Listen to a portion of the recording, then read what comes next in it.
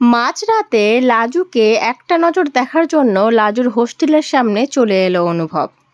তারপর কি হলো পুরোটা জানতে ভিডিওটিতে লাইক দিয়ে চ্যানেলটা সাবস্ক্রাইব করে দেখতে থাকুন। কোণে দেখালো সিরিয়ালের আগামী পর্বে আমরা দেখতে পাবো অনুভব লাজুকে খুব মিস করছিল। আর অনুভব লাজুকে মিস করলে যেটা করে সোজা গাড়ি নিয়ে চলে আসে লাজুর কাছে লাজুর সাথে দেখা করার জন্য। আর এবারেও সেটার অন্যথা হলো না। অনুভব মাঝরাতে গাড়ি নিয়ে সোজা হাজির হয় লাজুর হোস্টেলের সামনে। তারপর লাজুকে ফোন করলে লাজু জানলার ধারে এসে দেখে অনুভব গাড়ি নিয়ে তার ঠিক হোস্টেলের নিচে দাঁড়িয়ে আছে। লাজু হেসে জানলা দিয়ে জিজ্ঞেস করে, এত রাত্রে এখানে কি করছো তুমি? এমনভাবে এত রাত্রে আসতে আছে নাকি লেডিস হোস্টেলের সামনে?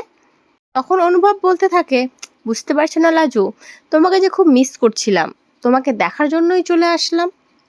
তুমি একবার এসো না গো নিচে।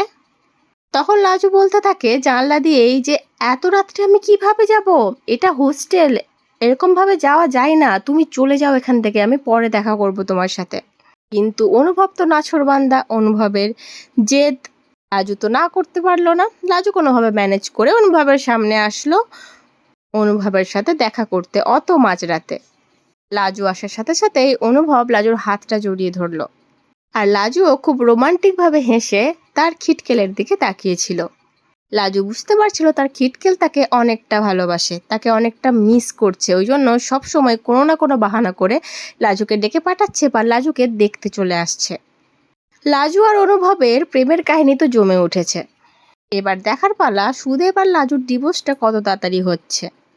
অবশ্য তাদের প্রেমের কাহিনীতে অনেক বাধা আসবে, বিশেষ করে অনুভবের মা তো একদমই মেনে নেবে না। এই সমস্ত কিছু মানিয়ে নিয়ে অনুভব কিভাবে লাজুকে বিয়ে করবে, লাজুর সাথে একসাথে চলবে, লাজুর সাথে সংসার করবে, সেই গল্পটাই দেখার। তো আগামী পর্বটা কেউ মিস করো না। লাজু অনুভবের খুনসুটি দেখার জন্য অবশ্যই নজর রেখো আগামী পর্বে। পরবর্তী আপডেট নিয়ে তাড়াতাড়ি আসছি, সঙ্গে থেকো, সাথে থেকো, চ্যানেলটা সাবস্ক্রাইব করে দিও। ধন্যবাদ।